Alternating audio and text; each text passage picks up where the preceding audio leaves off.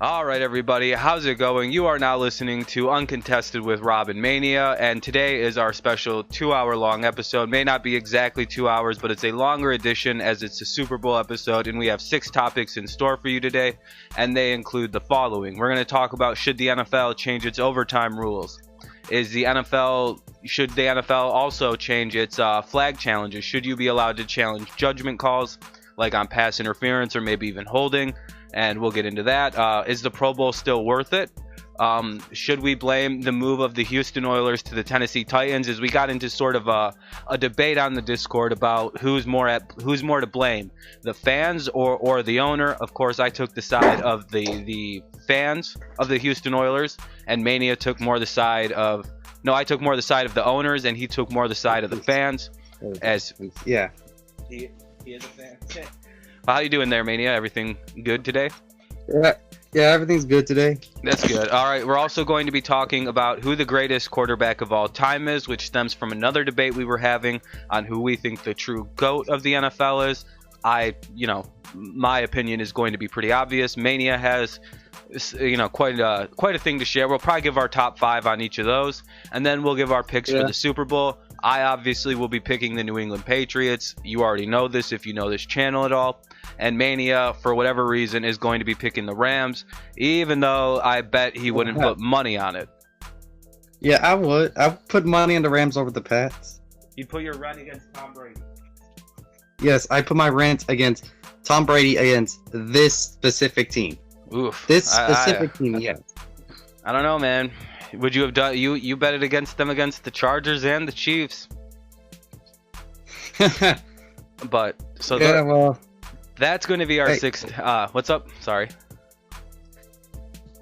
Yeah, those teams they didn't have the same thing the Rams have. All right, but anyway, we're going to go ahead and then jump into our first topic, which is should the NFL change its overtime rules? That's for the regular season. The overtime rules, I think, I think they're fine just the way they are, but Mania is going to go ahead and give his reason why they think they should change it. All right, Mania, floor is all yours.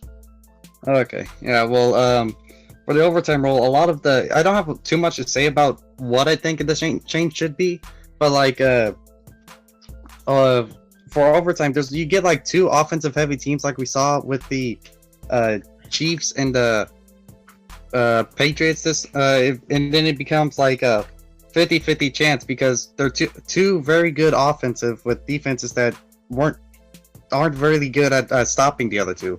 So it becomes whoever basically gets the coin flip, they kind of get like a pretty easier win. It's like a chance call, but and a lot of fans just kind of like see that unfair, and it kind of gets them pretty angry.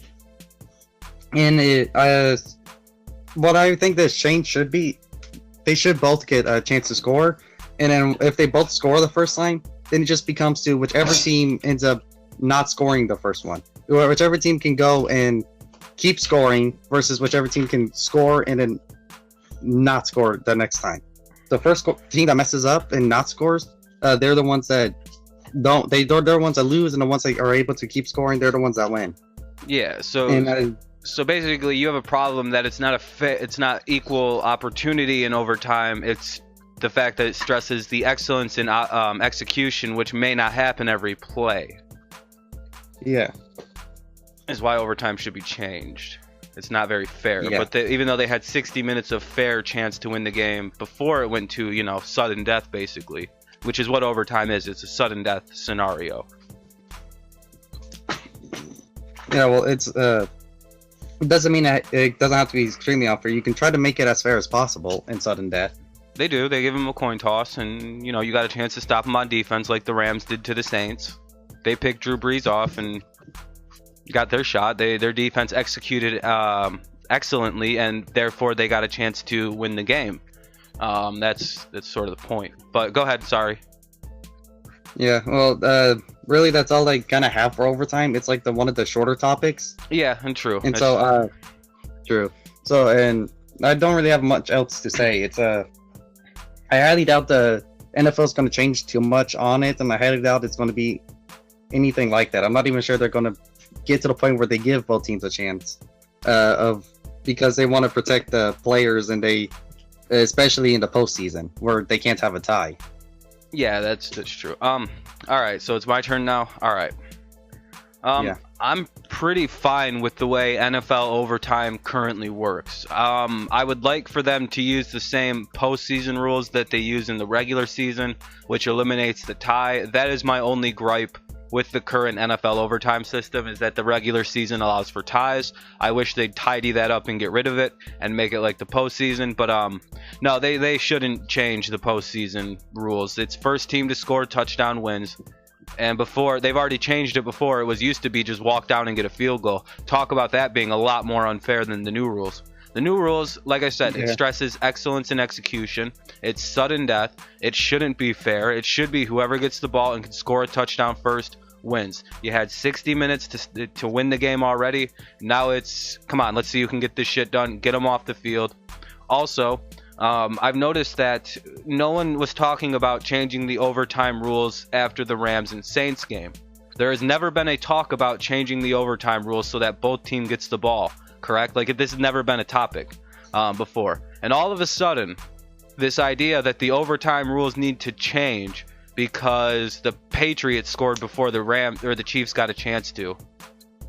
It feels like people wanting to change the overtime rules is nothing more than people who hate the New England Patriots, and they go, well, that's bullshit that the Chiefs didn't even get a shot, because they're not saying that it's bullshit that the Rams potentially didn't get a shot. What if the Saints would have went and scored on the Rams first? Nobody would have said, oh, that's unfair. Nobody would have said that. Fans would have. No, they wouldn't have, because, well, like, listen to this. This is the only time in history where I've ever heard of a team going, it's not that fair, we didn't get the ball. Like, you didn't hear Falcons fans after the Super Bowl going, we should have got the ball in overtime. Like, you should have stopped Tom Brady in overtime. That's what you should have done. You had 3 3rd and 10s, Kansas City fans, that you failed to convert in overtime, or to stop on in overtime. Yeah, I don't know. It feels like it's just butthurt fans that want the rules to change because it benefited the New England Patriots. And I've never heard anybody trying to change the overtime rules when there were ties. People were going, oh, maybe we should change it because of ties. Yeah, that's the change you should make. It shouldn't be both teams should score. You have one job on defense. What's your job on defense? To stop the offense from scoring. Should you execute that excellently in overtime, you'll get your second shot to get the ball. You'll get your turn. But if your defense screws it up, then why should we let your offense go out there too? Like, you already failed one part of your end of the bargain of stopping the other team. Why should we give you another shot just because it's fair? You already had a fair shot to win the game in the 60 minutes prior to, the extra time they gave you. And I just don't see the point in adding any changes so that both teams score. They should actually go down to as far as high school overtime rules and make it exactly like the NFL. Go to college and make it exactly like the NFL overtime rules, because all those leagues is really NFL preparation leagues. They're not supposed to be, oh, let's have the most fun high scoring back and forth matchup. No, it's your defense needs to make a stop or the game's over. Like, there's no fairness in the real world, and I think sports should have a semi-mirror of reality. And reality is, if you don't stop something from happening, it might end what you're doing. Like, so I don't know. It feels like I said, my main gripe with it is no one's ever talked about changing the overtime coin flip rule to both team getting the balls. You know, like, would this even be a topic of discussion if Kansas City won the toss and scored first? Would this be a topic? No. Because guess what? New England fans aren't big babies, and they would have went, shit, I wish we would have won the toss, or our defense would have stopped the cocksucker. Instead, Chiefs fans can't blame their defense. Other NFL fans can't blame the Chiefs defense for giving up the touchdown. Instead, they have to attack the rules in the league because the Patriots won on the rules. Aw, poor babies. That's really how it feels. It really feels like I have to stick a pacifier in these babies' mouths because they're so angry the Patriots won on a rule that's been there since the beginning of the NFL, people. Let's get over it. It's not going to change. But that's my view. It's just it feels like people complaining because the Patriots won on. I can see how it feels that way. I can see how it feels that way. Like, it's like, that's not me. I'm pretty sure it's not everyone, because no, like, it's not like me, you're not a Chiefs fan. You probably don't like the Chiefs. Yeah, they used to be a Texas team, man. They left. Yeah, so I know how you feel about teams that leave Texas. You're their biggest fan. And so how come they're not the Kansas City Traitors? Well, because Titans is traitors and Chiefs doesn't it doesn't roll off the tongue. Trailers. It's craps. Yeah, why not craps? Kansas City Craps. Yeah, Kansas City Crabs. The shits. But anyway, alright, so that's basically going to be our first topic. Mania thinks they need to pander to these millennial new age NFL fans who don't know how to read a rule book. I say tough luck, get over it, change the tie rule in the NFL, and I'll be a happy camper. Yeah, the tie rule, I agree, should... yeah, get rid of that. That's stupid, isn't it? I don't like the tie. Yeah, it's stupid. Like, baseball, they don't have ties. Why should football have ties? I get it. Why should you have ties in any sport? Rule. It's all TV time and shit like that, but it's like, come on, really? It's like, why should you have any ties? It's a sport. Someone wins, someone loses. There's no, you both win. Yeah, no players like that. But all right, now on to a topic I literally don't have much to say about, which is going to be the NFL flag challenge. Should the NFL allow challenge flags on things like pass interference or just judgment calls in the last 2 minutes of the game, which is what they're aiming to do? I say yeah. Just simply because I think we both agree on this, don't we? This topic. Yeah. We decided we can't have topics we agree on because we probably agree for different reasons. I believe football is the last sport that doesn't allow calls on judgment calls. Like baseball, you can challenge things. Basketball, you can challenge things. Yeah. Hockey, you can challenge things. The only thing in baseball you can't challenge is balls and strikes, I believe. So no, you can challenge. You can challenge a strike if it's like the final strikeout of like a game or something. Yeah, that's exactly. I mean, even baseball is allowing you to challenge strikes. Well, not on any strike. It has to be like the final strike of a game that you can challenge or something like that. Yeah, there's also other leagues that are professional football leagues that allow the challenging of pass interference. The Canadian Football League does it to great success. And I forgot the other league. I think Arena Football does it to great success as well. The fans like it because you just know, because it can go and everyone's like, oh, this is just another rule to favor pass receivers. No, actually, this will help the defense. This rule could potentially make it so, say you get a questionable pass interference call, like on a Brady deep ball, how he beats you and you end up committing that questionable pass interference deep. They challenge that and it goes away, and all of a sudden it's 4th down. So this rule actually helps the defense for once in the NFL, because it could take away a lot of defensive pass interference. Everyone's like, oh, offensive pass. The reason they want to is it would have benefited the Saints offense to have that call. But say there was a bad call made on, like in the New England Patriots Kansas City Chiefs game, there was a ball thrown like a mile over the head of Williams with J.C. Jackson on the guy. And everyone knows what it was on the Chiefs' game-tying drive. The same play, they got that big roughing the passer on Mahomes. They also called pass interference on a ball that was like 50 miles overthrown.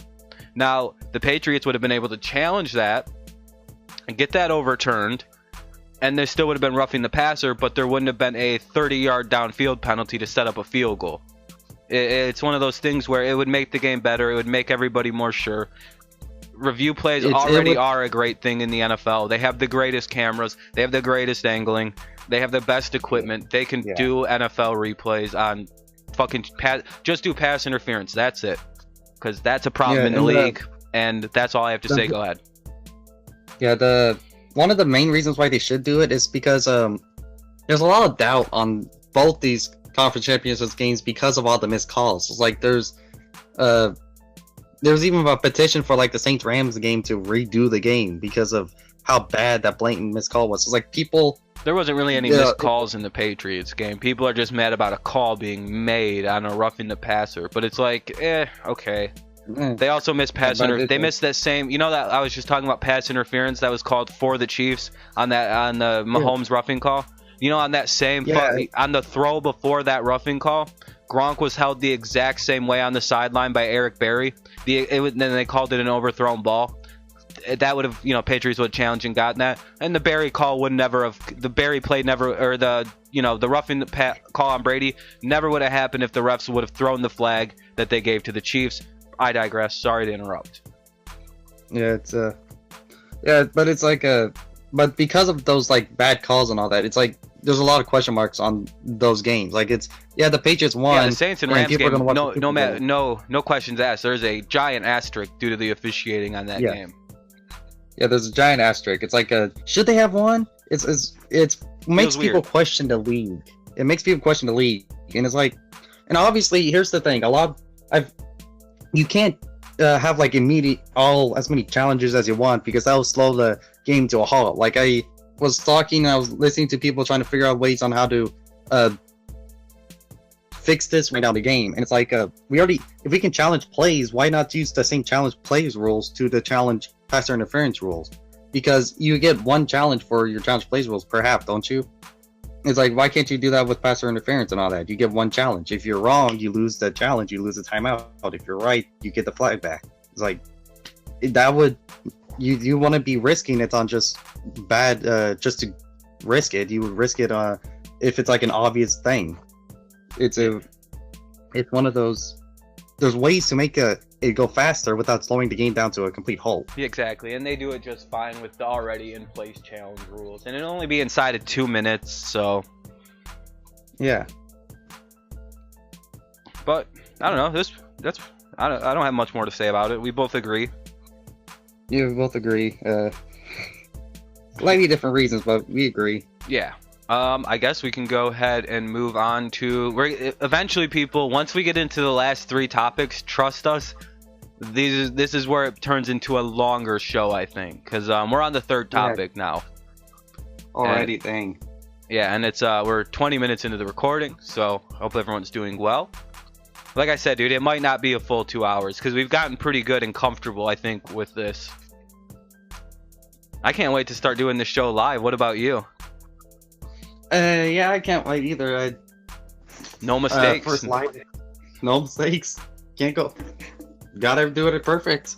Yeah, so you'll have to you have to come on stream before we do the show live so you can get used to the live aspect of talking. But all right, let's go ahead and talk about the NFL Pro Bowl. And is it still worth it? Mania, I went first last time, so what do you think? The Pro Bowl, it is not worth it. And honestly, I think this is something every single NFL fan can agree on. The Pro Bowl is just not worth it. Like, why would you want to risk your favorite player getting injured in a meaningless game? Like Juju Smith-Schuster, he sprained his knee at the Pro Bowl. Like it's a meaningless game, and because of it being meaningless and people not wanting to get hurt, they're in there and they're not trying. There's all these. It's just a horrible game to watch. You know what's crazy is it's still the most popular All-Star weekend of all major sports in America. But it's the worst. Like how? I know. Because it's the NFL. It's the NFL. That's why. It's because it's the NFL. The skills showdown for the Pro Bowl is pretty cool. I enjoy watching the skills showdown. Watching the guys, show off what they're able to do. That's cool. Go ahead. It's not my turn. Yeah, here's the thing. The Pro Bowl. This is how bad the Pro Bowl has gotten. I've seen videos where people are actually requesting the NFL to do flag football with their players instead. They'd be more interested in watching them play flag football. Yeah, I would be too, actually. That's the point, though. Whenever you're at the point where the football game is so bad that you would rather watch flag football, I think that's a bit of a problem. Did you see any of that flag football league that went on this year? That was pretty fun to watch. It was just a bunch of really fast skill guys throwing the ball really deep. And you know what's crazy is a bunch of average Joes beat the NFL team for the championship. Just a little fun fact. Yeah, regular guys beat out because they're probably, the NFL team is like guys like Michael Vick and like like the running back for the Lions that hurt his head. He was number 44. Javid Best. He was on the NFL like Pro Bowl or like the flag football team. It was pretty cool, dude. It was a bunch of guys that got head injuries that were really fast. So that's cool. I like the idea of them making it a flag football game, actually, and the players would too. I guarantee that. Yeah, because there's like less of a chance for them to get hurt, and but like I said, when you're at the point where you would rather watch flag football over an actual football game, yeah, time to figure your game's not good. Time to reconfigure what the game is really. Yeah, is that pretty much? Yeah, so I'm gonna go ahead and finish this off. Basically, also, it's a good concept, the Pro Bowl. I don't know why they moved it before the Super Bowl. It should go back to after the Super Bowl. So that way guys who are actually playing in the Super Bowl can go to the Pro Bowl. That's been a big, it's kept out some of the best players in the league because of the Super Bowl. I remember back in 2004 when it was still a fun, awesome game. They were able to have guys like Peyton Manning out there, Ray Lewis. Even though they were busy, it was after the season ended. They all showed up anyway because it was a free vacation to Hawaii.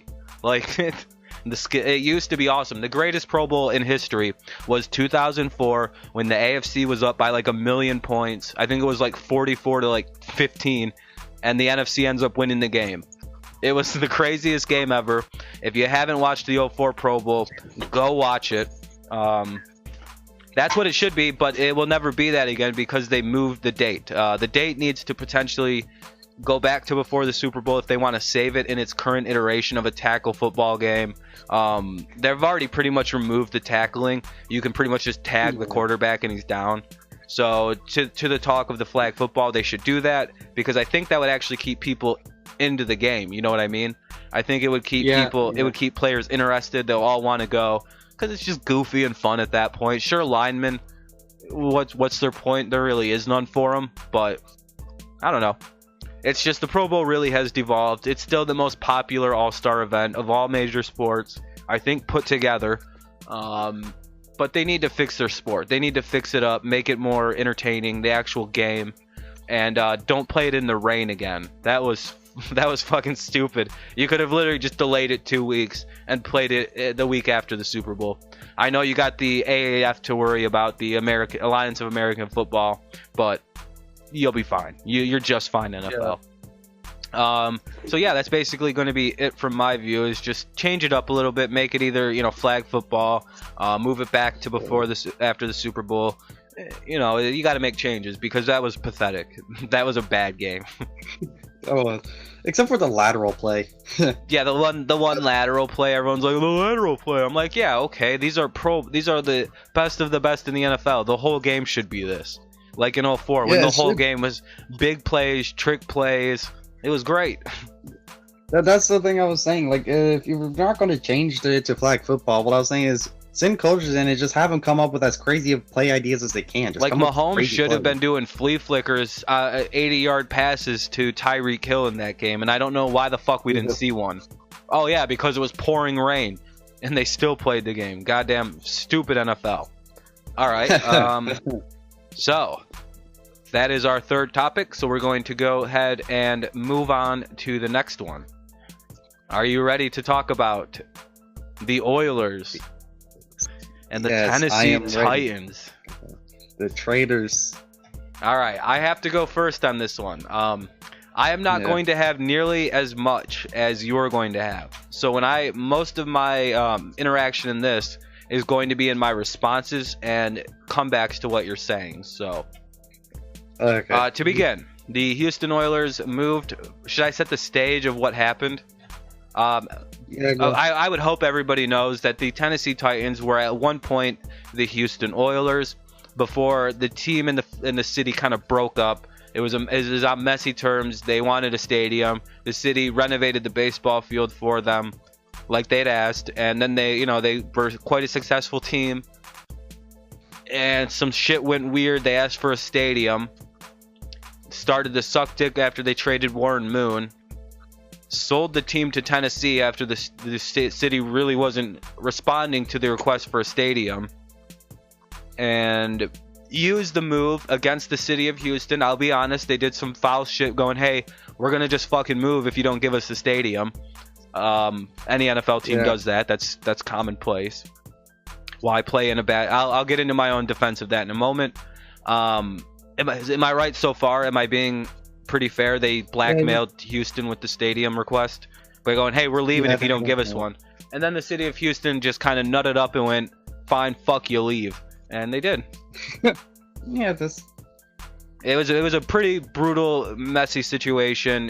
Bud Adams might be the most hated man in Houston today.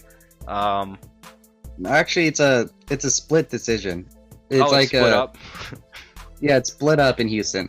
You have you have people who love Bud Adams because he brought a team to Houston, but then you also have people that just absolutely hate him because of what he did. Are there people that blame the city? Are there people in Houston? Let me ask. Are there people in Houston that blame the city itself for not keeping the Oilers in? No, not that I know of. Nobody's like, dude, why the fuck? Do they understand why he left though? Let me rephrase that at a more because the way I look at it is this. All right, you see what the Oakland Raiders, right? Nobody would have ever suspected the Oakland Raiders would leave Oakland, right? That's fair. That's a fair statement. You wouldn't think the Raiders would ever leave. Why are they leaving? Because Oakland didn't build them a fucking stadium. How long have the Davises been asking the NFL and Oakland to give them a stadium, not sharing it with the goddamn Athletics? A real stadium, not a baseball field where people get fucking hurt on all the time. Like Reggie Bush, isn't he suing the Raiders right now? Oh yeah, he is, because he fell on the infield and broke his fucking career. He ended his career doing that. So I understand the desire for a team to not want to play in a dome. It will cause long-term animosity. So basically, my argument is going to be centered around the fact of the Oakland Raiders leaving Oakland to a real stadium in Vegas. Should they have stayed and played in like the Alamo Dome, right? Where they were playing the baseball field. They could just leave. What if they were to just leave now, like today, because they never got their stadium, like the Oakland Raiders are doing? How pissed would they still be? I don't know. Maybe Bud Adams was ahead of himself, seeing that the city wasn't going to budge on giving him a real stadium, wasn't ever going to give him what he wanted, which was a real place to play, not a baseball field where his players can get hurt, poor field conditions, limited seating, only 60,000 people could get in there. Which is a problem. You have to admit it was a small... They renovated it to 60,000, and that's as big as they could get it. Like, you gotta, 60,000 for an NFL game, dude. Like, that's not a crowd. And so he wanted... And when he initially requested a place for his team to play, he should have said, I wanted a stadium. I want a stadium. I want a stadium for football, not related to baseball. We can make it big and make a sports center, which I think is what he proposed to make, actually, was a center for the basketball team as well. He proposed it to be a multi-sport. I think a hockey rink too. Team like a basketball stadium as well, but also like a football/basketball stadium that a potential Houston hockey team could play in. Yeah, so he basically wanted to build your city a sports complex that would pay for itself in the long term because they'd still be using it today. And the city basically said, no, we don't want to give you more. So basically, he was stuck with the weird thing of, why are they shoving me into a goddamn baseball field when I asked for a real stadium. The team is really good, and they're not budging on my stadium. What do I have to do to get a real team? Because didn't they have Warren Moon? Weren't they like going to championship round games? Sure, they weren't going to the Super Bowl all the time, but weren't they really good when they had Warren Moon? They were good whenever they did have Warren Moon. There was like this one game where they should have gotten to the Super Bowl, but this was before. This one play is why we have the whole. It's one of the main reasons why we're able to go. Refs can go back and look at the replays, and it's the one play where the Houston Oilers clearly caught the ball against the Steelers game, but then they called it. Yeah, it's like that clear game that just kind of brought that game. That's why we hate the Steelers. But yeah, so basically, I know I'm kind of mumbling and just kind of going on about nothing about this. My basic points are, they should have. Number one, when the team wanted a stadium, they should have built them a stadium, not put them in a renovated baseball field. That's my number one problem, why I blame the city and the fans more than the team. You should have put them in a real stadium. You don't shove a football team onto a baseball field and say make do. Number two, the moment the team was good, the city should have went, all right, maybe we should move these cocksuckers out the baseball field and start putting funding away for an actual stadium. Because the renovations were only like $70 million. I imagine, had the city, given this man an actual stadium, I think he would have paid off his renovation fines and debts himself, instead of just kind of going, fuck you guys then. So that's another thing. It's like with the success of the team, there should have been a stadium just given. When the minute he said stadium, all right, hold on, let's get the stadium. For whatever reason, the city and the fans seemed content with them playing in a small baseball field. Well, he didn't ask for a stadium when the team was good. That's the thing. That's what we know to the public. I mean, he could have been telling, I want a stadium. Like, it's not a secret. He was looking to put the team into an actual stadium. I mean, that's why he went to Nashville, where they would have built a stadium. They were going to give him a lot of money. They gave him $78 million plus of ticket sales, and I believe $142 million off the top to build the stadium, right? It was some ungodly amount of money Nashville offered to build them a stadium. If you're in a place and your team is semi-successful, but your biggest problem is you can't get enough people watching the team, you can't get a new stadium, you're stuck in a small market. Not really small market, that's not fair to say. You just seem like there's something going on where the team and the city doesn't want, the city doesn't want to give you the new stadium that you want, based on your team's success, based on the fact that you can't fit enough people in there, based on just everything. They want a real fucking stadium. And all of a sudden, along comes a city that goes, hey, we're going to open up our doors to you. Here's all the money you need. We're going to build you a stadium. We want the success. We'll fill it out with 100,000 people every week. This is where, as a team owner, what do you want? What do you look at? Do you look at the city that's, stomping their feet, gave you a shitty renovated baseball field, doesn't care about your success, stopped going to games because the team was bad? And that was kind of a self-sabotage by the Oilers. It's just one of those things where everything had gotten ugly and sour with the team after trading Moon. The fans were turning on him because you guys stopped going to these games, and then they did blackmail you with already going to Nashville and saying, give us the stadium now, and you said no. My thing is, where would you go if you were owning a football team? Would you stay in the city that appears to not like you as much as the city that's screaming for you to move your team there? We'll give you everything you want. We'll give you the stadium. We'll give you the money. You don't got to spend a penny out of your pocket, dude. Just bring us a football team. In the defense of the owners, I would go to the city that has its arms wide open, other than the city that's kind of giving me some shit, won't let me get a new stadium. I don't know. I'd be pissed, dude. I don't know. I know I don't have much of a dog in this because I've never lost a team this way. So basically, my thing is, I side with the owners because they did the smarter business move, and they also did the smarter personal move by going with the city and team the city and location that seemed to welcome them with open arms without even batting an eyelash. Here's what you want. you didn't even need to ask. And I think that's part of it. I don't think the owners of the Texans should have had to ask Houston. You know what I mean? They should have came and said, "Hey, do you guys want to build a real?" I don't know. Like it's a two-way street, and Nashville met them more on the two-way street than Houston did, and I think that's ultimately why the move happened. You know, the grass is greener on the other side. You know what I mean? It's they looked at what was better, and they went, "Do we want to keep playing in the Alamo Dome, or do we want to go to our new stadium, where it's a fucking state-of-the-art place with fans who are going to adore us, not fans who have started to hate our fucking guts because we can't win?" I don't know. I know, dude. I know I sound evil. I'm siding with big business. The Jew always will. You're siding with big business, you evil capitalist. Yeah, I'm an evil Jew, dude. I'm always gonna sign with the. I'm literally basically going, yeah, it's bullshit that this billionaire didn't want to spend his own money.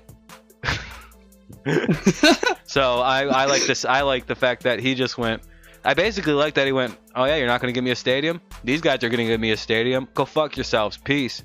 And I don't know. Okay, is that it? That it? Yeah, go ahead. Go ahead and destroy me on this topic. Okay, well, yeah.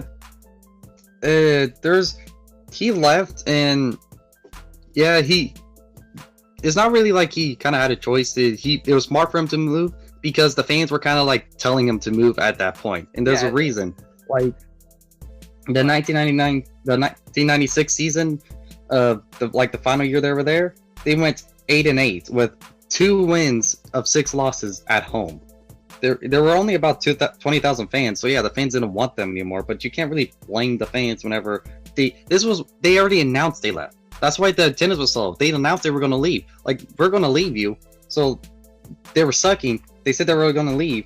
Like, and they were leaving because your city voted no to give them a stadium. You're leaving out like a big part of the reason why they said they were leaving. I'm gonna get to that. I'm gonna get to that. This is the start. They said that they used to be good. They were making playoffs every year, falling just short of the Super Bowl for a while.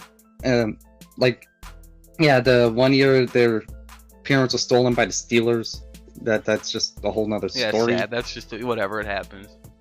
Yeah, 1993. The reason why they suck, the reason why they traded more, is because Bud Adams made a horrible mistake and decided to do a fire sale, where he said that if we don't make the Super Bowl this year, he's going to trade and sell, he's going to do a fire sale. He's going to just trade and sell whoever he pleases.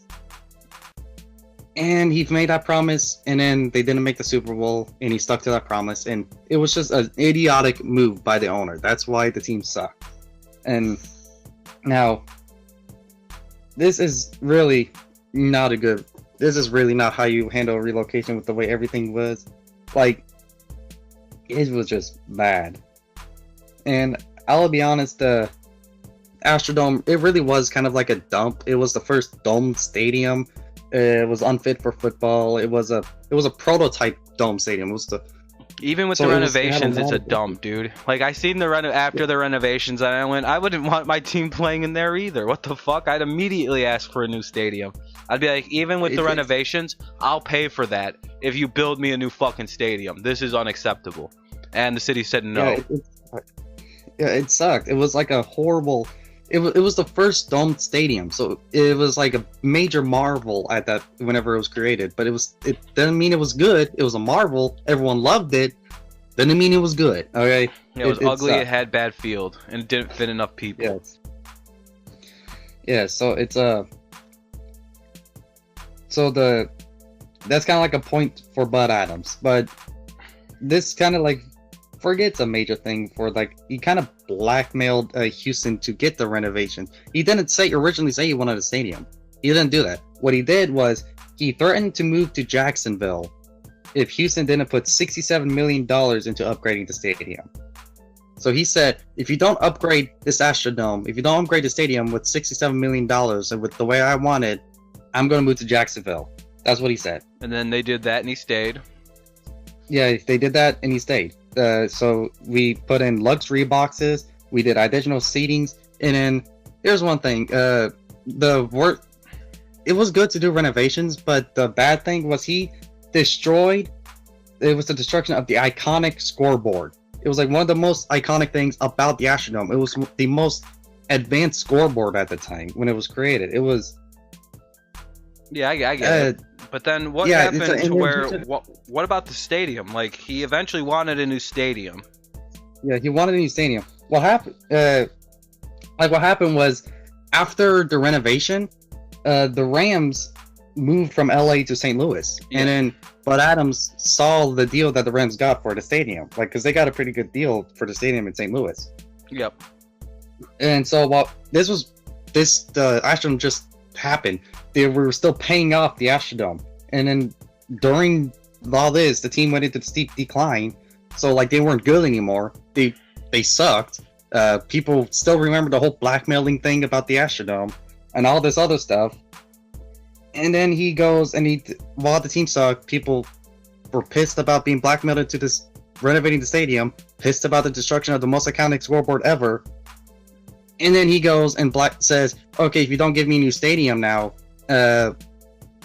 I'm gonna move out." Yeah. And what do you think? Then they said, "Fuck you." Fuck you! Like that's the thing. It was stupid. He should not have done that. And to be honest, it was a pretty good deal for Houston. It's just it was the worst of timings. If he would have asked for a stadium, if he would have just asked for a stadium beforehand, or if he would have waited until the team was good again. I'll go with you on that. He should have asked initially just to get a real stadium instead of like renovating the Astro. I will give you points on that. He should have just asked for a stadium from off the rip. I agree to that. Instead of like fix the Astrodome. No, they don't want the Astrodome fixed, dude. If you wouldn't have did that, maybe the city wouldn't hate your guts. Yeah, that's the thing. He destroyed the iconic scoreboard during the fix. He blackmailed us into the Astrodome, and at this time when he asked for a new stadium, Houston was still paying it off. And then he decides that was still in our memory, and he just goes, "If you don't give us a," it was right after. It was you don't do that. The moving was his own fault. The fans could have given him a stadium, blah blah. I know the fans were pissed, but the fans had a right to be pissed at Bud Adams. Okay, Houston was sucky now because he sold all the good players. Houston was the team just spent a whole bunch of money on the Astrodome, destroying one of the most iconic things about the Astrodome. And then he does the same move again. It's just a whole, okay, you can't do this to us. You're not. It's how many times are you gonna blackmail us? Are you gonna go like 5 years down the line and then try to blackmail us into another stadium because you don't want to share this one with the basketball team? And here's the other problem though. He offered the deal to share with the basketball team. He never consulted the basketball owner at all. I'm sure the owner would have been cool with a brand new stadium. He didn't want it? The owner didn't want to share. No, the owner didn't want it. The owner didn't want to share a stadium. He didn't consult the owner, and the owner didn't want to share a stadium. He didn't consult any politicians beforehand. He didn't go around and ask any to back him up beforehand. He just went out and announced it on his own. So he had no political backing. He had the person that he said he was going to share with. He didn't talk to him first, and he didn't want it. And then the city itself was still pissy about the whole Astrodome thing. It's just mistake after mistake after mistake. It was just he just fucked himself in the ass there. Yeah, basically, it could have been done better, but it sounds like it was just a very messy situation between both team and owner. Like he made his mistakes and not being honest about what he wanted initially, which is a stadium, a nice state-of-the-art place to play football, and the city to pay for it. And then got pissy when they didn't keep falling to his whim.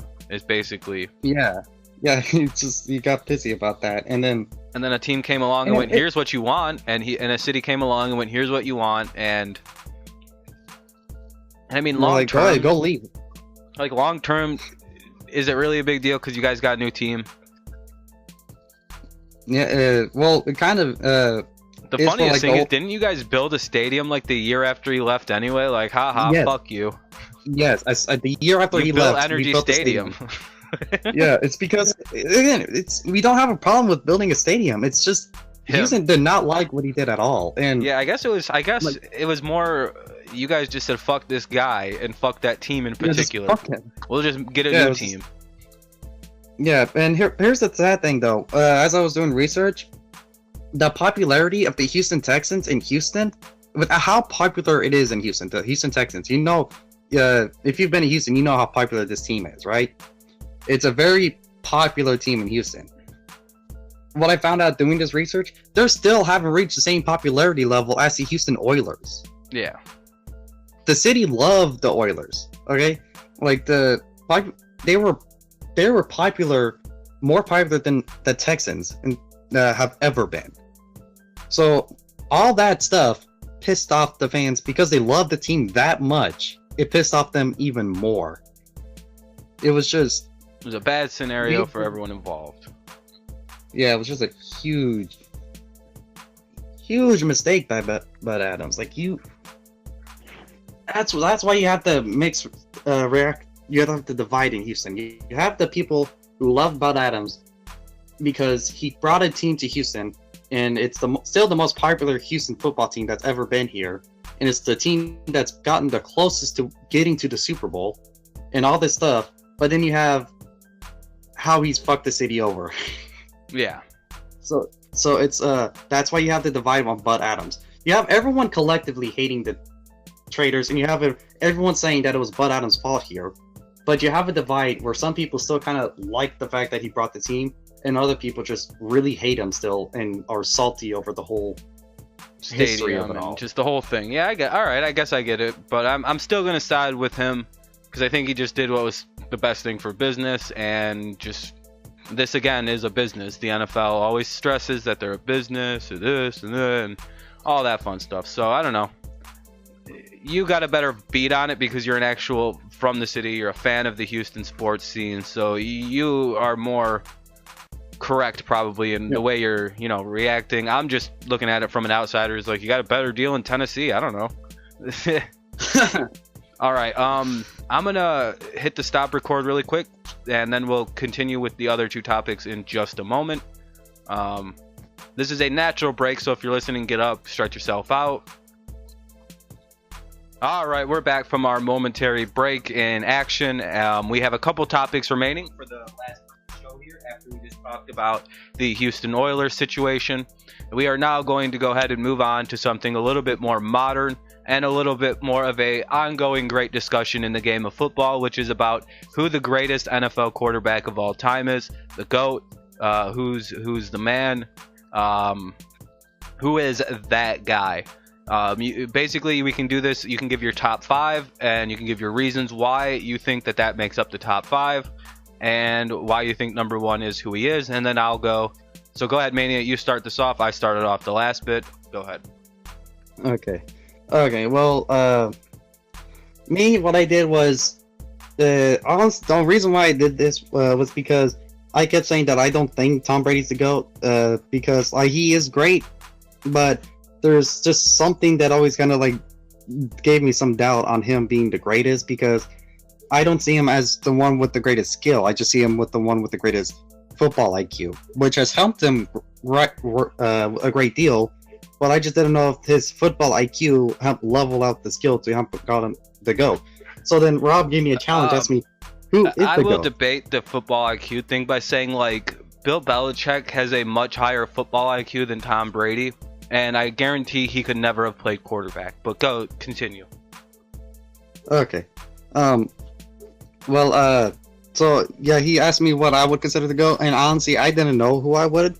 So I did I set down a list of topics, and then in first place came out narrowly, barely by like just a few points, was Peyton Manning, and then in second it was Tom Brady, third Joe Montana, fourth John Elway, and then fifth Drew Brees. Peyton Manning was a bit of a surprise for me because I honestly didn't watch him that much. I heard of him being pretty good. I just didn't really watch him. But I didn't. So it's not like I had a bias thing in there, other than maybe Tom Brady not winning GOAT, but other than that. And how I came to this kind of decision was I looked first for what I would consider my qualifications. I wanted a quarterback to at least been to the Super Bowl. So like that takes out every single quarterback before the Super Bowl era. So if your quarterback has not been to the Super Bowl, he is not in the GOAT discussion at all. I'm sorry, because yes, Super Bowl wins and Super Bowl appearances, those are team accomplishments. But if your quarterback cannot get your team working together to at least go to a Super Bowl, he's not good at the most. When you talk about quarterbacks too, the only thing you ask is how many Super Bowls they win. You don't care that Jerry Rice has 3 Super Bowl rings. You don't know that. You think he'd have 4. No, he's got 3. Nobody knows that. Just throwing that out there. Nobody cares about how many rings a defensive tackle has or the kicker. It's all about the quarterback when you talk about Super Bowls, and that's what they have to have. That's what Marino's top 6 for me. He's number 6 because of the Super Bowl thing. I can't put him in my top 5 because he never got the big game. Marino. Yeah, Marino is on 6 on mine too. Yeah, he's behind. Yeah, so we agree on that. We agree on like some of the top lists, and I'm pretty sure the way I set this up, it works pretty well, because who you think would be at the top is at the top, and the people you would think is at the bottom is at the bottom. So I'm pretty sure it worked out pretty well. Sorry, Matt Sims, you're like you're last. But sorry, Matt, you're like last by way too much. So the first thing I looked at was Super Bowl wins. Because even though rings aren't everything, they're still a huge part of the quarterback, or one of the most important factors of the offense. And so Super Bowl wins, and then I gave you your number of points was basically how many Super Bowls you won. So this started out with a whole bunch of quarterbacks that made it to the Super Bowl but never won, so there were a whole bunch of 0 points at the beginning. Then there were conference wins, so and then divisional round wins, wild card wins, and how many times you won the division. So Tom Brady's sitting out in front by a mile right now. Yeah, he did sit out in the front by a while. He was in first place for a long time. Like John Elway what could have was actually dethroned him from being in the top spot. And then I looked at the total wins, and then I didn't give him points based on how many wins they got. This one I did it by I ranked the total wins. First place got the most points, last place got the least amount of points. And then I looked at the win-loss ratio, because that right there which should have found teams or quarterbacks that played less games but were really good at winning and stuff like that. So I looked at the win-loss ratio, and it was the same thing there. And then I looked at total yards for their career, and then I looked at yards per throw. I looked at how many escaped sacks they have. This took a long time to research. Yeah, you basically spent days researching this, I remember. Yes. I looked at the touchdown interception ratio, and then rushing yards, rushing touchdowns. These two right here. Other than rushing for quarterbacks, who's the leader in every stat? Is it Tom Brady? Not in every stat, no. If you include the postseason. Yeah, he was a leader in quite a few, actually. If you include the postseason, I think it's every passing category, other than like yards per attempt. Yeah, and then there were. I looked at how many game-winning drives there were, and this one kind of like surprised me a lot with a lot of quarterbacks. That, like, I did not know Peyton Manning had as many as he had. Like, I didn't know he was like one of the comeback kings. Like Tom Brady is one of the comeback kings. I didn't know Peyton Manning was one as well. Like I said, I didn't watch him. Yep, he had a lot of comeback wins. He had a 24-point comeback in like 3 minutes. It was incredible. Yeah, and then I looked at overtime wins. I looked at total touchdowns. I looked at how many touchdowns per game, yards per game, the completion percentage. Completion percentage, I gave a little bit of less. I have a quick question. Yeah. Does this include post and regular season, or just regular season? We're pretty sure just regular. Yeah, I'm pretty sure this is just mostly regular season stuff right here. Okay, just making sure. Yeah, because I'm not too sure if the website I use separated the two. Yeah, because I was just looking at the website. They probably didn't have the postseason added, so sorry to interrupt. Go ahead. Yeah. Okay. And then so I looked at the number of Pro Bowl nods they have, and I looked at all Pro nods they've had, playoff appearances, playoff win ratio, playoff appearance ratio, how many times they've won the Super Bowl MVP, how many league MVPs they have, how many 4,000 plus yard seasons they have. And then this one was another quarterback that surprised me as well. I knew Drew Brees had some pretty good years, but what I found out is if he would have done, he was a few yards short, but if he would have done another 4,000 yard season here, this would have been 13 consecutive years with 4,000 plus yards. That kind of surprised me. I didn't know he had that many in a row. And then this one mostly to help all the quarterbacks way back that were way back then when yards were a lot shorter and all that. What I did to help them a little bit was like look at stuff like if they're in the Hall of Fame and stuff like that. And then I gave quite a bit of a point boost if they were the greats back then. And so that helped. And that's all that mixed together. Peyton Manning barely beat Tom Brady. And honestly, Tom Brady, if he plays next year, I guarantee he's going to pass Peyton Manning. And once he does, if he plays next year and it's Peyton Manning, then I'll concede and say Tom Brady's the GOAT. But till then, it's Peyton. Till then, it's Peyton. All right. Are you good? Yeah, I'm good. I just all right. You went for 10 minutes on that. Well, it's a long process. Oh yeah, no, it's fair. That's fair, and I think it's a pretty good process. My my top 5 is obviously going to be a little different, of course, with who the number 1 is. Number 5, I actually have Peyton Manning. Number 4, I have Terry Bradshaw. Number 3, I have John Elway. Number 2, Joe Montana. And number 1, of course, is Thomas Edward Patrick Brady. And my list based on a few things. I looked at Super Bowl wins as the most important thing. And all of the guys I mentioned have multiple Super Bowl wins. At least 2. They've all played in at least 4 Super Bowls, except for... No, all 4. Yeah, they've all played in at least 4 Super Bowls, including Peyton Manning. So I wanted to see multiple Super Bowl appearances. They all were transcendent players of their eras.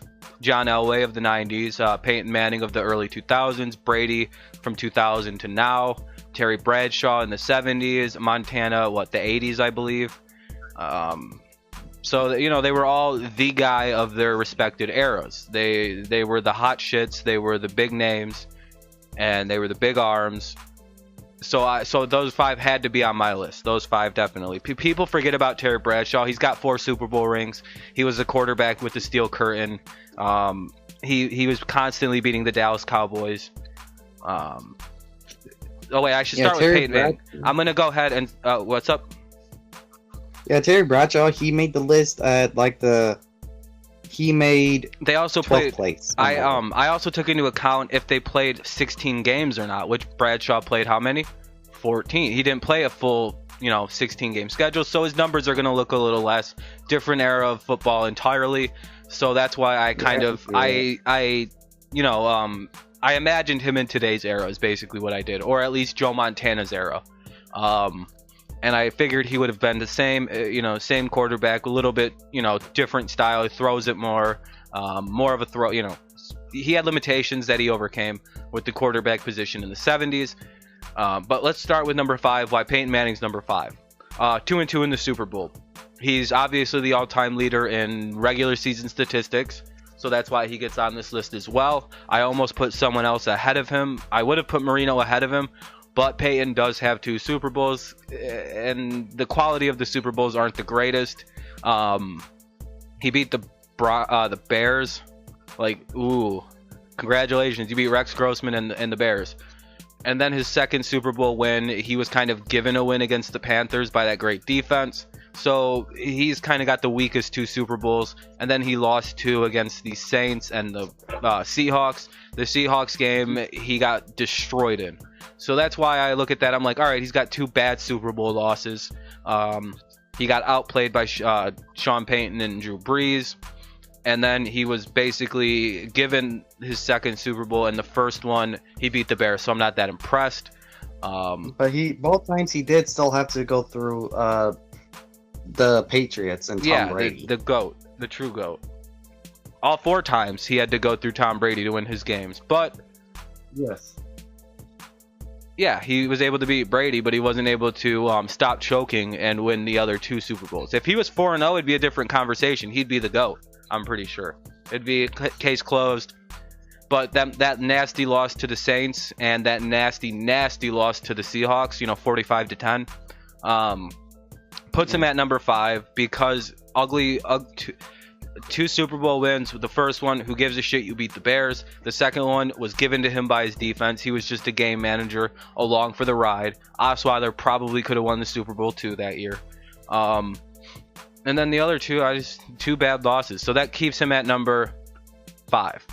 Number 4, Terry Bradshaw. I already went over that. Kind of, victim of his era. That's why his stats aren't the greatest. Does have 4 rings, undefeated in the Super Bowl. Was the quarterback of the 70s when Roger Staubach was playing. So that's a tough. And his Super Bowl wins were against like the Cowboys and like premier teams. Like he beat like legendary teams to win his Super Bowls.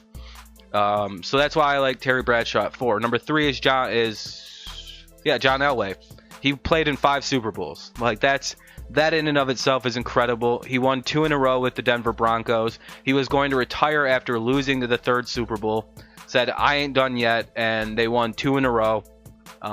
He's one of the greatest throwers of the football, one of the best pure arm talents the game's ever seen. He built the 2013 and 15 Denver Broncos.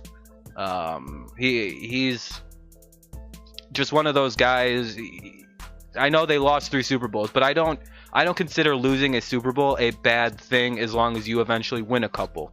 I believe he also lost to very good teams in the 90s. I believe it was the Dallas Cowboys. I think it was the Dallas Cowboys that he was losing to, like Emmitt Smith, Troy Aikman and the gang. Those guys. That's who I think he was losing to. And I believe it was also the 49ers were fucking him up, which was Steve Young and all them. And it's like, all right, you can kind of look at the Super Bowl losses and go, wow, those are, and then the Super Bowl wins, very quality wins. I can let you know Elway's Super Bowl career. Hold on. Basically,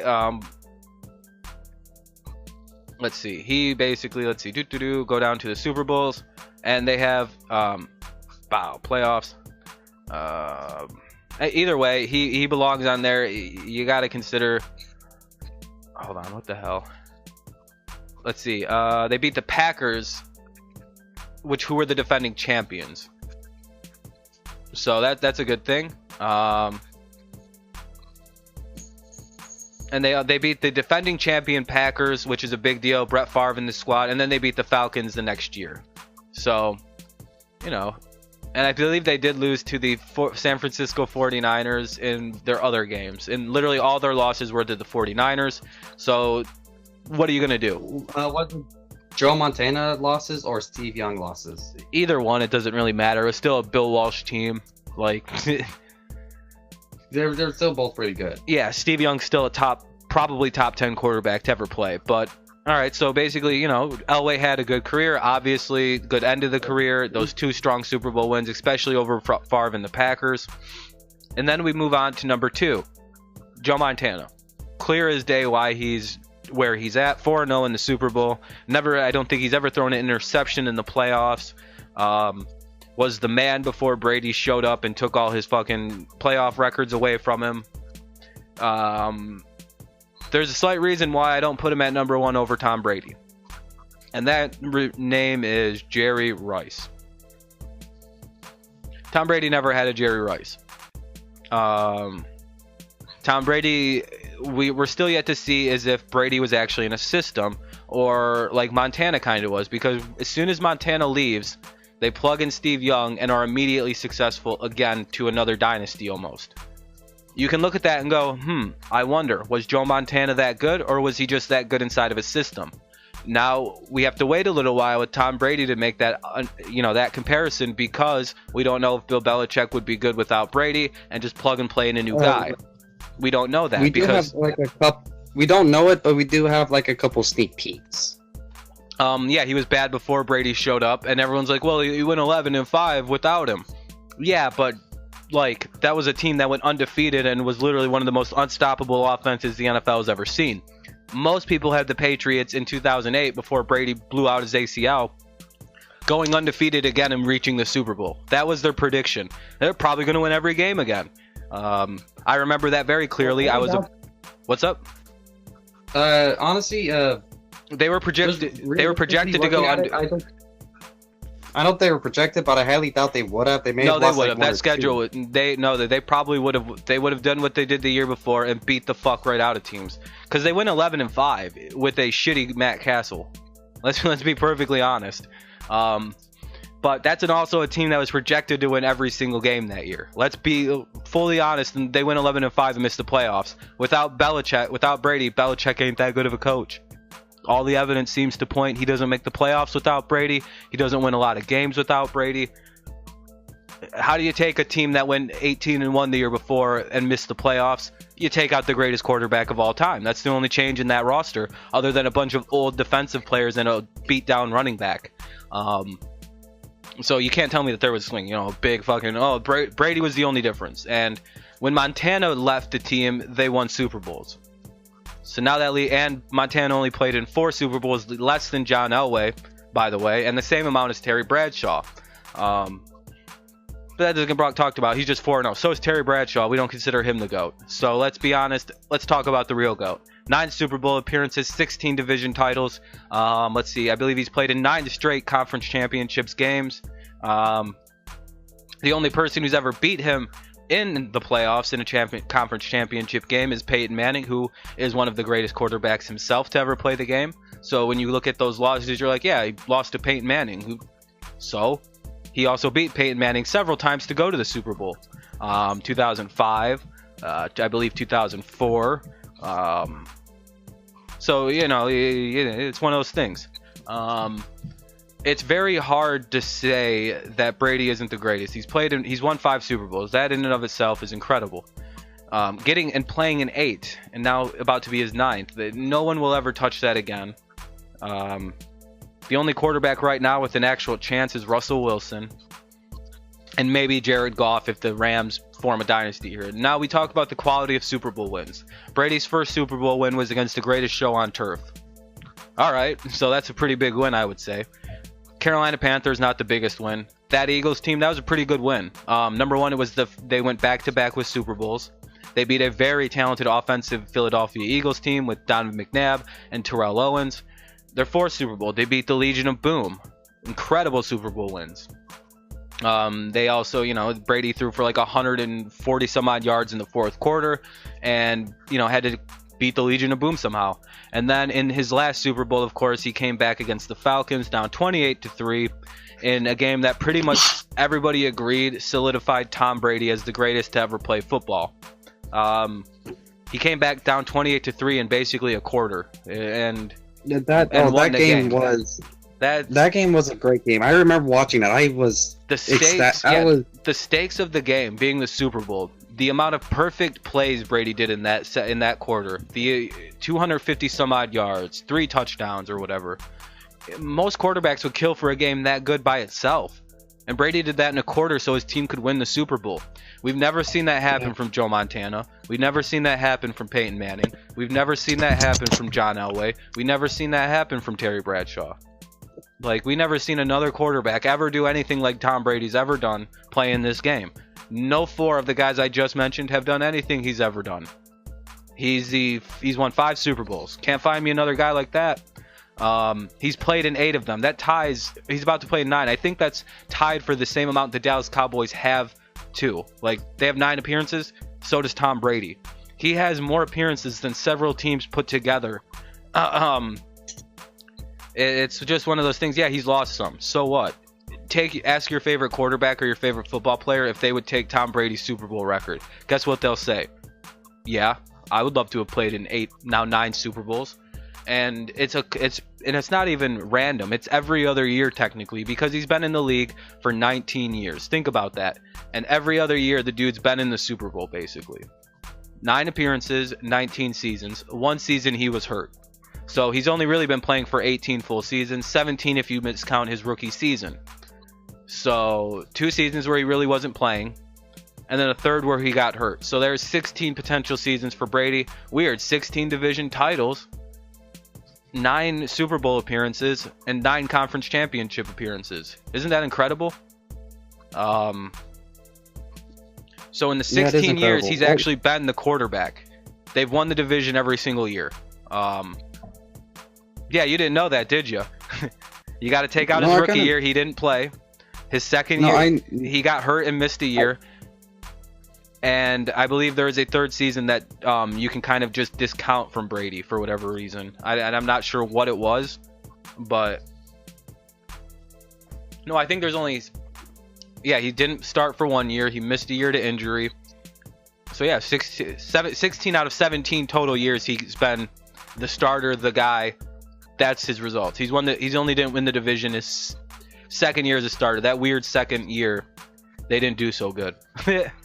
But you could just stock that up to sophomore slump. They just won the Super Bowl. Yeah. They I don't think they made the playoffs. Brady's technical full first year as a starter. They missed the playoffs that following year. Also, to go along with this, Brady has completely destabilized the American Football Conference, the American Football Conference East. The Jets, Dolphins, and Bills used to be respectable, decent franchises. In NFL history, they were good. Until the Patriots, till the 2000s. The Jets, Bills, and Dolphins are historically great franchises. The Bills have been in like 8 Super Bowls, lost all of them. The Jets, they're the fucking Jets. And the Dolphins have the only undefeated season in NFL history. And since the arrival of one Tom Brady, the teams are 500 if you remove the Patriots from their record. So, and I think they're all like 300 winning percentages since Tom Brady showed up. And that is another testament to how good the man is. Peyton Manning had the same effect on the AFC South. It was a shit division when he showed up. He destabilized it. Brady has destabilized the AFC East and the AFC at large because teams are constantly trying to catch the Patriots. Doesn't happen in 2 years. Your team flushes its entire regime and tries again, so they maybe can beat the Patriots. That's why there's all the stability in the AFC East. That's why it's a shithole. That's why there's firings every other year. They can't beat the Patriots. Why keep that regime around? I mean, look at Rex Ryan should still be the coach of the Jets. Any other decade, he'd still be coaching them. But that's why basically he's the GOAT. He's transcendent. Fucking 9 Super Bowl appearances now. It'll never happen again. He's going to be the all-time leader in every statistic when he plays another 2 or 3 years. He's already the all-time leader in every single passing category if you include the postseason. He's the winningest quarterback ever. I don't think he's got the best winning percentage quite yet, but he's got the most wins by a mile. It's really not even close. How far is it for Brady to the next winner? Brady's got like 290 wins for whatever reason. Next is like 140. Am I even off, or am I being honest when I said that? It's about 140 to the next. Brady's got like 100 wins compared to the next guy. I'll have to look at the wins stuff again. I'll look it up really quick because we're actually about to go into our final all-time win leader NFL QB. Listen to this. Number 1 is 207 for Brady. I'm looking at this right now. Tom Brady is 207.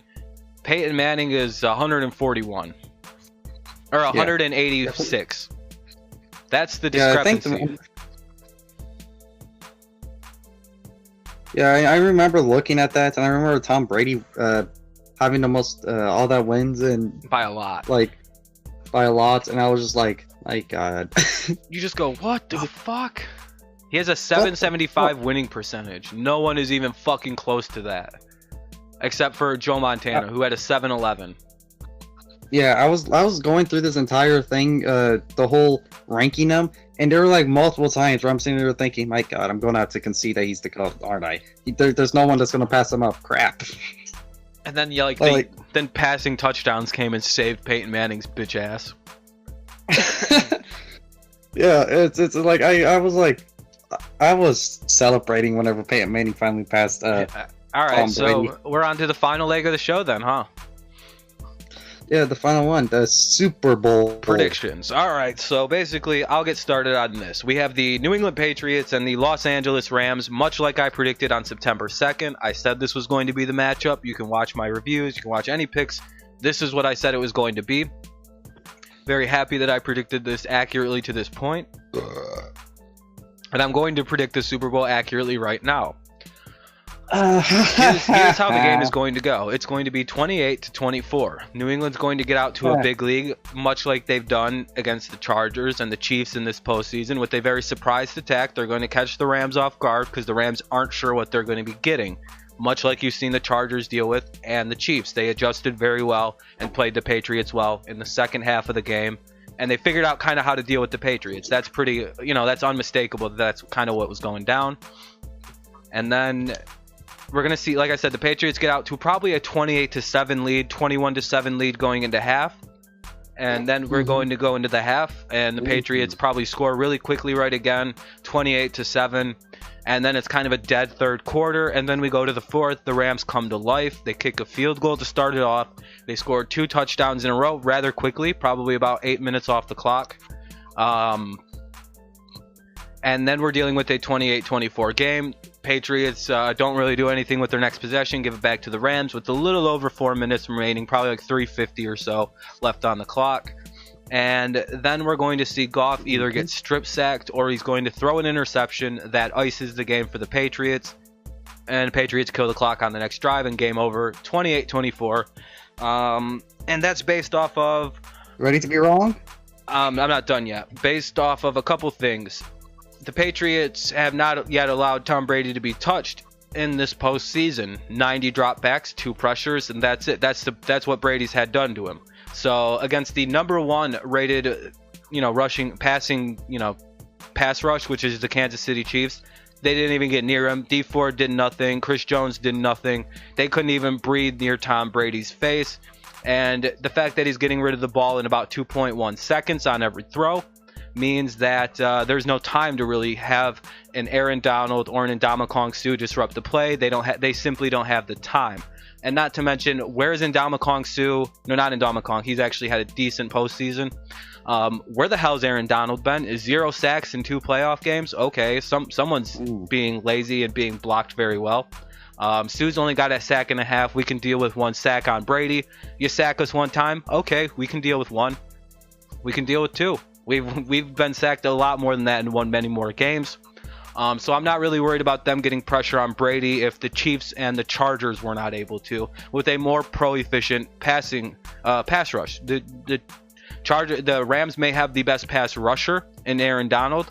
They don't have the best pass rush at all. I think they're like top 5, maybe top 10, but they weren't. I don't think they were top 5. The Chargers and the Chiefs are better at that than the Rams. They have, Melvin Ingram, Joey Bosa. They get after the quarterback well. Didn't against Brady. Not worried. Patriots offensive line has been playing well. And I also worry about the Rams, who have a suspect run defense. Teams usually run the ball extremely well on the Los Angeles Rams. Now, the last couple games, they've been kind of playing a little bit better. Will they keep it up for a 3rd game in a row? I kind of doubt it. Exhaustion might set in. They played very emotional games. The Patriots, on the other hand, is another walk in the park to them. And these emotional games like the New Orleans game, where it's all controversy, can really weigh on younger players. Nobody thinks they belong there. That's going to be in their head. That's going to be messing with them a little bit. And I think that kind of throws off a bit of focus. I think the stage is going to be very large for a lot of these young guys and guys who've never been here. And with the Patriots, I think that that takes a little bit of edge off. And I think the Patriots are actually able to dominate the line of scrimmage. And if the Patriots can run the ball and pass the ball like they did against the Chargers and Chiefs, and that'll be the end of the Rams will lose the game if they don't take away one of Brady's options. If they're running the ball and passing the ball, there is 0 chance that the Rams can win this game. And let's see, Jared Goff. He started very slow in both of those playoff games. Made some mistakes early, and he was lucky that the teams he was playing made more mistakes than he did early, and he was able to overcome those mistakes later in the game when he settled down and got into the game. If he comes into this game hyper, making mistakes like he does at the start of the last 2 playoff games, he's not going to be able to recover against the New England Patriots, who will not only make the score 13-0 when it should be 21-0 like the Saints did. That was a big break for Jared Goff. 2 field goals and a touchdown instead of 3 touchdowns in the red zone early. And if you get down by that to the Patriots, you won't come back. It's not going to happen. I also think McVay is going to be outcoached by Belichick. I think Belichick knows what kind of system McVay runs. He's good friends with the Shanahans. He's known McVay for quite a while. He knows the situation. I think there's just too much going against the Rams for them to win, like I just said. So I'm done, and I'll sit here and deconstruct everything you have to say here in a minute. Okay, you're gonna deconstruct. Well, what I have to say has nothing to do with anything you brought up at all. You haven't gone to my point, because the Rams win, and this really doesn't come down to skill at all, because Patriots, despite, quote unquote, not having the best skill, they keep winning, like against the Chargers and the Chiefs. Yeah, because they're the smartest team in the league. Yeah, they're the smartest team. This game isn't just about skill. This game, especially when it comes to the playoffs, is who can outsmart the other team.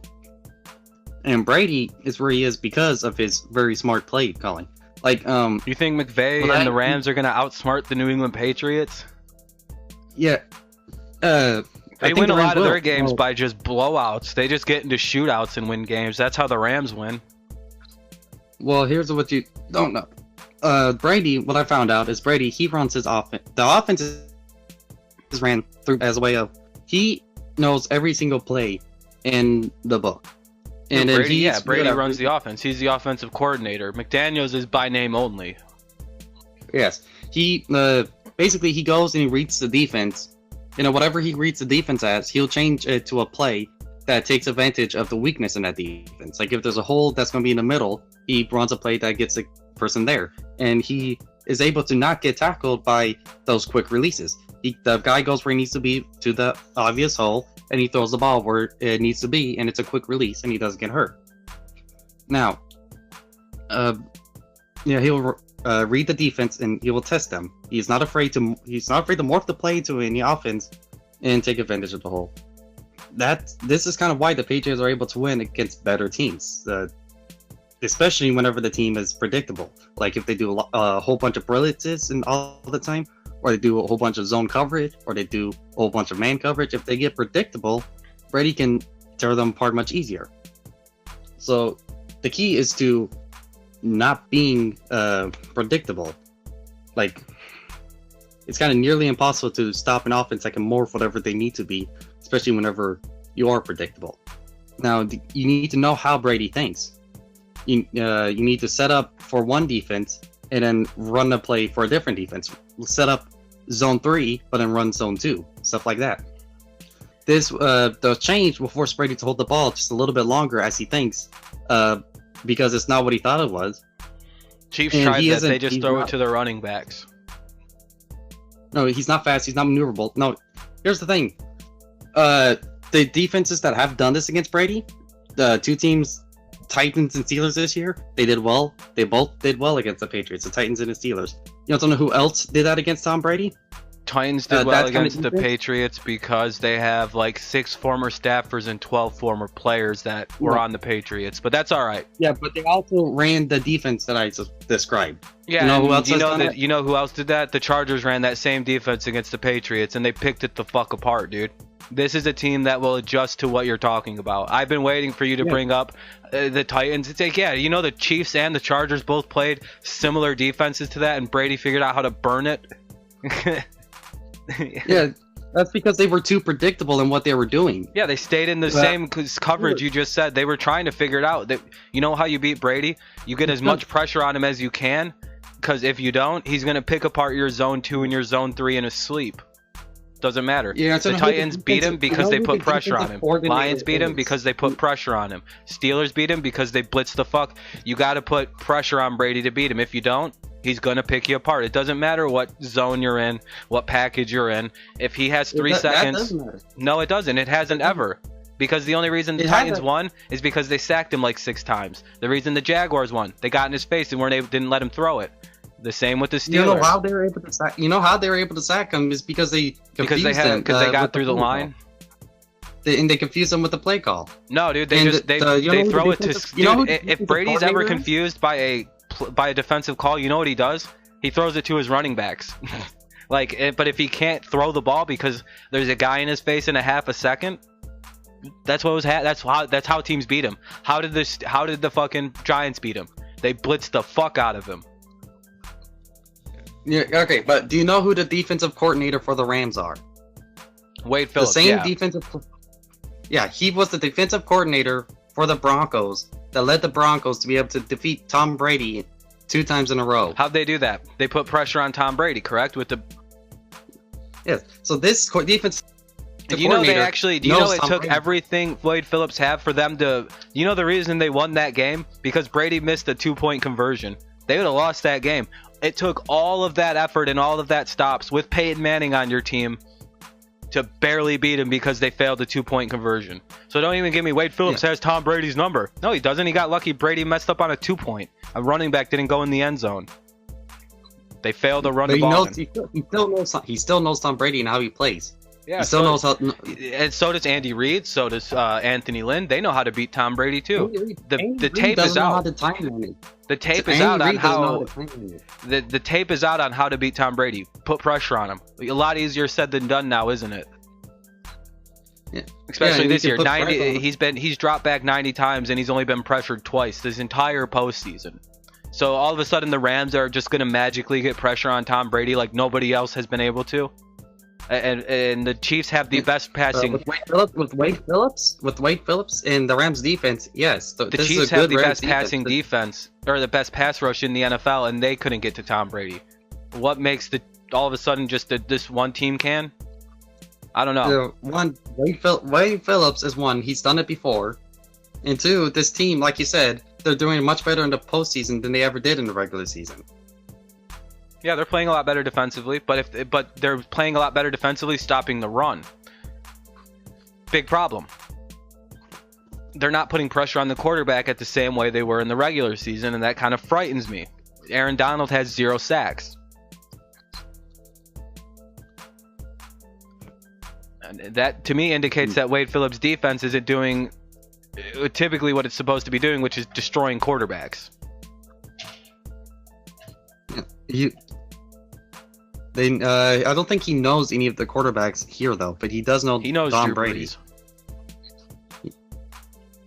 How well does he know Drew Brees? He was the head coach of the Cowboys, dude. He knows. He played against the Saints for many years. I believe they played in championship games and playoffs against each other. The head coach. He didn't do as well as a head coach and he did as a defensive coordinator. Well, and the thing is like, how do you defeat most quarterbacks? You can't let Drew Brees and Tom Brady, probably have to play them very, very similarly. Put pressure on them. Do not let them throw because they'll pick apart your zone. So why didn't they just put him... Like, they pressured Drew pretty well, but they didn't... I think they stacked him once. Like, his defense also... you better watch out in that game because I don't think your defense, by the way, is going to be flagged for doing anything in this game. That's another thing you didn't bring up. Nickel Roby-Coleman admitted he committed a penalty. He should have went, nah, I thought I got there first. I didn't commit a penalty. Because guess what that self-admission does? Every ref's going to flag every little thing this man does. What an idiot. You better play perfect football because... yeah. You better not play that over-aggressive defense that Wade Phillips likes to play because guess what? You're going to get a lot of penalties. No, I don't think you're going to get as many penalties as you say. Yeah, watch. Like, I guarantee Nickel Roby-Coleman, every time he has to cover Julian Edelman, he's going to be flagged. If it looks bad, he's going to get flagged.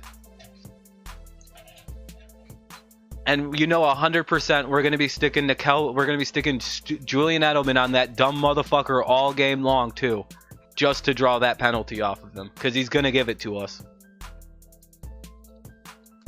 Or we'll burn him all game. Sorry, dude. I just don't see Wade Phillips' defense working. I know he's like, it worked in defense. It worked in Denver. Yeah, but you also worked against Brady. But you also had Peyton Manning's nemesis, or Tom Brady's nemesis, in Peyton Manning playing quarterback.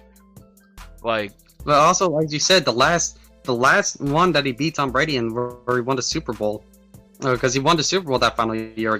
Peyton Manning was nothing but a game manager. So I get that. That's what you said at that point. But so it's not like they had like the greatest. To you, he's still the GOAT. But that doesn't mean he was in his prime at that point. No, I know. I'm being facetious right there. Yeah, but he wasn't in his prime at that point. Like he said, at that point in time, he was just a game manager, and it was all up to the defense, basically. Yeah, and but how many sacks did that defense get in that game against Tom Brady for like 6-7 sacks? Now, do you see this defense giving up? Super Bowl. And all those sacks, all them quarterback pressures, all them quarterback hits they got in that game, they won by 2 points. Now, it took Wade Phillips' defense to provide all that to beat Brady by 2. Do you think they're going to get that much damage done on Brady in this Super Bowl? Yes. Based on what? Wade Phillips. Based on, one, Tom Brady, while he is playing well, he really isn't in his prime. He's still playing well, but he's not in his prime. That doesn't have to do with getting to the quarterback, dude. Nobody's getting to Tom Brady right now. No, it doesn't. And the team itself isn't as good as it used to be. This offensive line is better than it's been in the last 5-6 years. I'm a hardcore Patriots fan. I don't know if this line's ever been this good. That's always been one of my scariest points, is Tom Brady's got a bad offensive line. And 90 dropbacks, 0 hits. He's been pressured 2 times in this postseason, dude.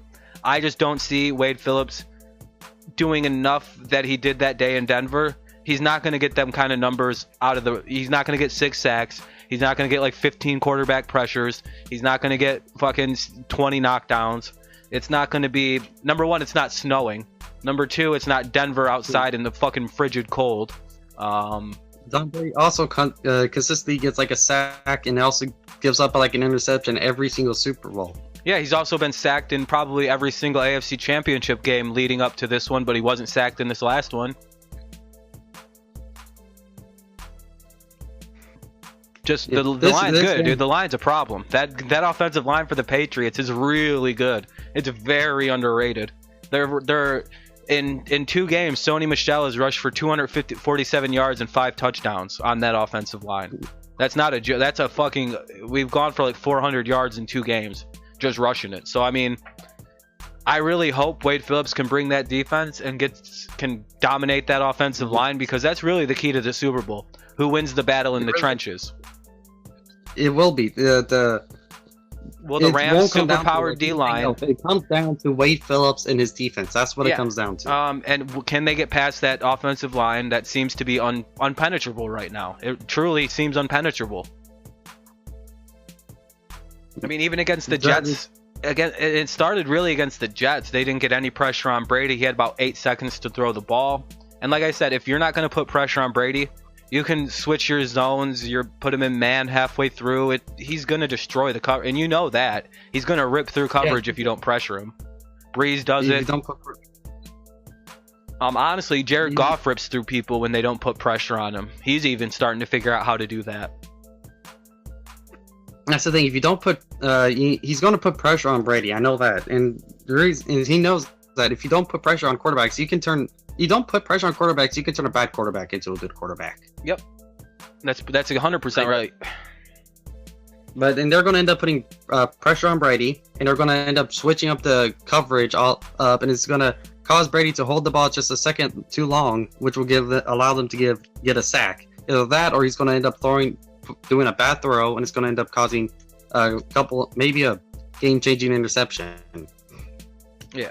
All right. Well, what do you think the score is going to be then? What's your prediction? I believe it's going to be like a low-scoring game, maybe maybe like 21, 28. All right, it was basically same as me. 24-28 is what I think. So 21-28, yeah, that's fair. About a touchdown. Yeah. All right, well, Yeah, I think we're out of topics. Actually, another 47-minute segment. Yeah. Also, I kind of like the Rams because it's you know, the NFL and their stories, right? This is like the Rams started the Patriots dynasty. I think the NFL would. You want them to end it? Yeah, they're gonna end it. And also, I kind of like the Rams because they're the ones that gave the Traders the infamous 1 yard short team. They made them a 1 yard short team. That's true. 1 yard short. All right. Well, all right, everybody. Thank you. You got anything else, or are you all set for this episode? Yeah, I'm all set. How long was this? Like 80, 90 minutes long. So about an hour and a half, 2 hours, about an hour and a half. Hour and a half. Yeah. It's our longest episode. Hell yeah. Thank you guys so much. If you managed to make it all the way through to this episode, thank you so much for listening to Uncontested, the Super Bowl edition episode. I'm Rob. Mania. Thank you guys for listening. I hope you have a great rest of your day, and go Patriots. Go Rams. Boo.